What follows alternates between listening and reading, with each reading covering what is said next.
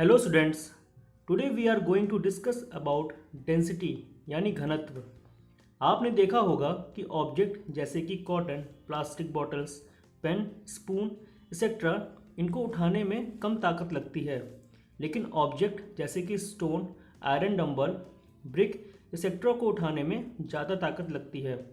किसी ऑब्जेक्ट को उठाने में ज़्यादा ताकत का लगना उसके हैवीनेस यानी भारीपन को दिखाता है और किसी ऑब्जेक्ट को उठाने में कम ताकत का लगना उसके हल्केपन को दर्शाता है।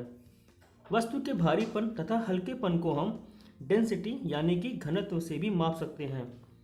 जब वस्तु की डेंसिटी अधिक होगी तो वस्तु भारी होती है, क्योंकि उसका द्रव्यमान यानी कि मास अधिक होगा और आयतन यानी कि वॉल्यूम कम होगा।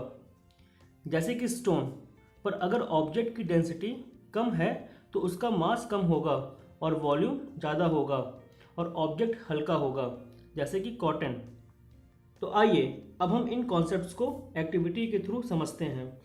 Late us perform an activity to show that equal masses of different substances occupy different volumes.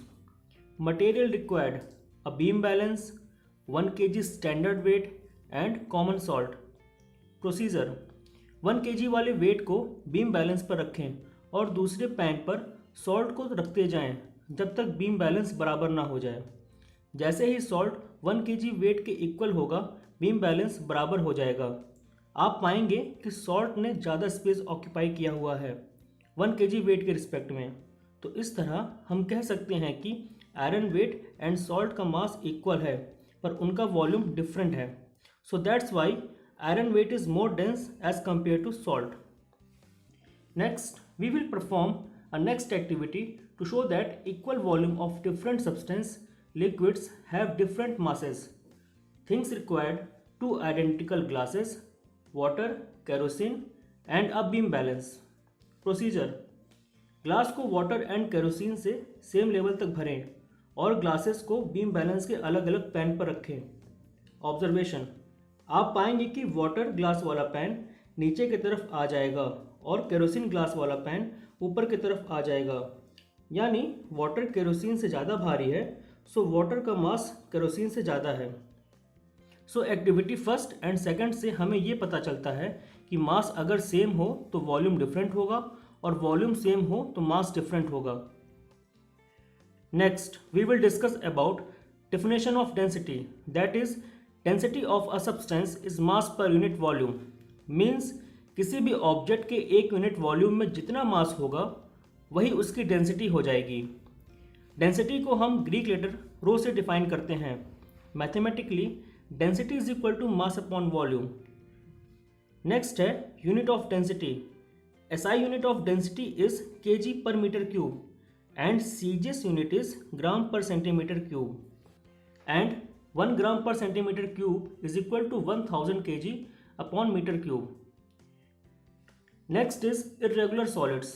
Irregular solids वे सॉलिड्स होते हैं जिनका ना तो एग्जैक्ट शेप होता है और ना ही exact size. For example stone. तो किसी भी इरेगुलर सॉलिड यानी स्टोन की डेंसिटी निकालने के लिए हमें पहले उसका वॉल्यूम कैलकुलेट करना होगा, जिसके लिए हमें मेजरिंग सिलेंडर एंड वाटर की रिक्वायरमेंट होगी। मेजरिंग सिलेंडर को वाटर से एक वैल्यू तक भर लेंगे और वाटर का वॉल्यूम V1 नोट कर लेंगे। फिर वाटर में स्टोन डिप करेंगे तो वॉल्यूम V1 से चेंज होकर V2 हो जाएगा। तो हम V2 माइनस V1 से स्टोन का वॉल्यूम फाइंड कर लेंगे।